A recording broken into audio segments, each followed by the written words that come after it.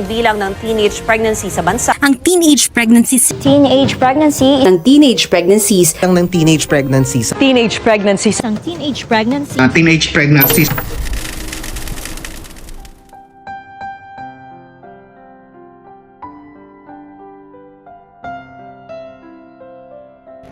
Sa lumulubong bilang ng mga nabubuntis na kabataan ngayon, dito sa Barangay San Pablo, Guago, Pampanga, nakilala namin si Ella. Di niya tunay na pangalan. Isang dalaga na may pangarap sa buhay at masigasig sa pag-aaral. Ngunit sa isang pangyayari ay maaga nitong hinarap ang realidad at naging ganap na isang ina sa edad lamang na 17 anyos. Alamin natin ang kanyang buong kwento kung paano nga ba siya humantong sa ganong sitwasyon. Kamusta ka naman? Ay, okay naman. Kamusta naman yung pagiging nanay mo ngayon? Sa totoo lang, mahirap. Kasi ako lang mag-isa. Pero kinakaya naman sa araw-araw. Ilang taon ka nung nabuntis ka?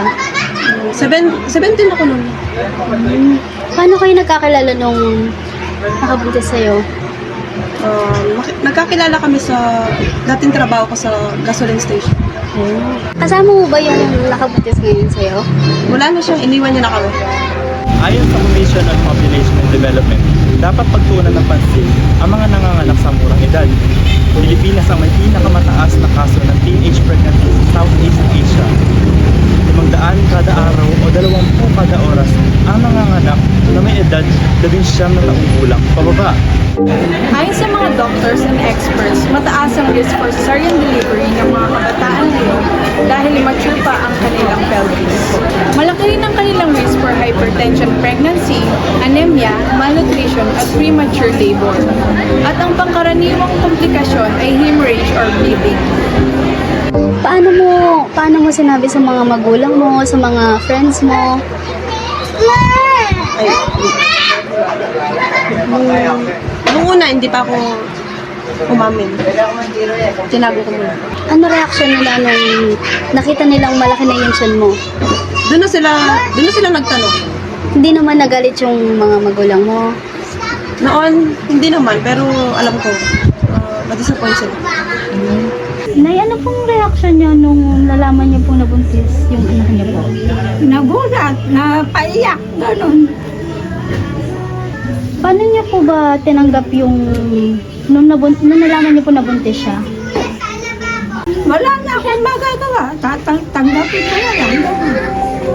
Ayon sa Commission on Population and Development, 10% lamang sa mga magulang ang nakikipag-usap sa kanilang mga anak patungkol sa sex education dahil para sa mga magulang ay masala na bahagi ito at hindi komportable pag-usapan sa kanilang mga anak.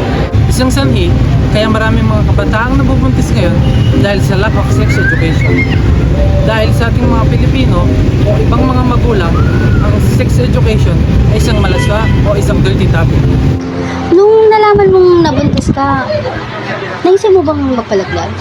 Sa totoo lang, oo, naisip ko yun. Nung una. Ano yung pumapasok sa isip mo nung nabuntis ka na yun? Papalayasan ako nung magulang. Ngayon, kamusta naman yung pagiging nanay mo? Ngayon, okay naman. Kinakaya naman lahat. Nakakaraos naman sa araw-araw. Nakakain. Ilan yung anak mo ngayon? 3 sila. Yung panganay ko, 6 years old na siya ngayon. Tapos yung pangalawa ko, 3 years old. Tapos yung bunso, 1 taon. Dun sa panganay mo, hindi mo ba naisip, o hindi nyo ba naisip na gumamit ng mga contraceptives? Hindi namin naisip. Pero aware naman ba kayo dun sa consequences na... Oo, alam namin yun. Pero sinubukan ko siya noong una. Pero hindi ako nahiyang. Nakaramdam ako ng paghihilo.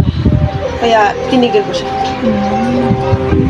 Anong may papayo niyo sa mga katulad niyo kalalakihan na may mga nobya upang para maiwasan ang paglaganap ng teenage pregnancy? Para sa akin naman gumamit sila ng protection like condom para maiwasan yung agang mag-abuse. Ang may papayo ko sa aking kaibigan ay ipalam agad ito sa kanyang magulang. Dahil alam naman natin na ang magulang ang unang makakaintindi sa kanyang anak. Nung bago ako mabuntis, kamusta Kamusta naman yung pag-aaral mo nun bago ka nabuntis? Maayos yung pag-aaral ko nun. Nagiging honor student din ako, nakakapasok ako sa mga tops. Ano yung naging epekto ng pagbubuntis mo sa pag-aaral mo? Malaki kasi na-stop ako eh.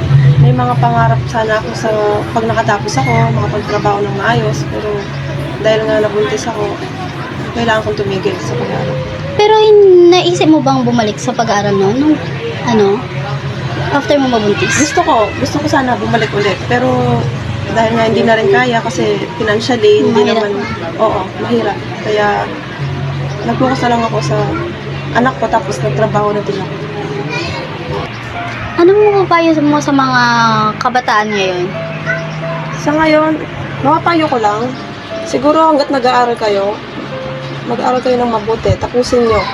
Kasi, para din sa inyo yun eh. Ako nagkamali man ako, pero hindi ko naman pinagsisisihan yun eh. Kasi, masaya naman din kami. Masaya ako na dumating yung mga anak ko sa buhay ko. Pero sana hanggat maaari, hanggat wala pa, mas maganda siguro kung makapag-aral at makapagtapos muna kayo para at least maging maligaya yung mga magulang nyo, yung mga sakripisyo nila para sa inyo, hindi mabaliwala.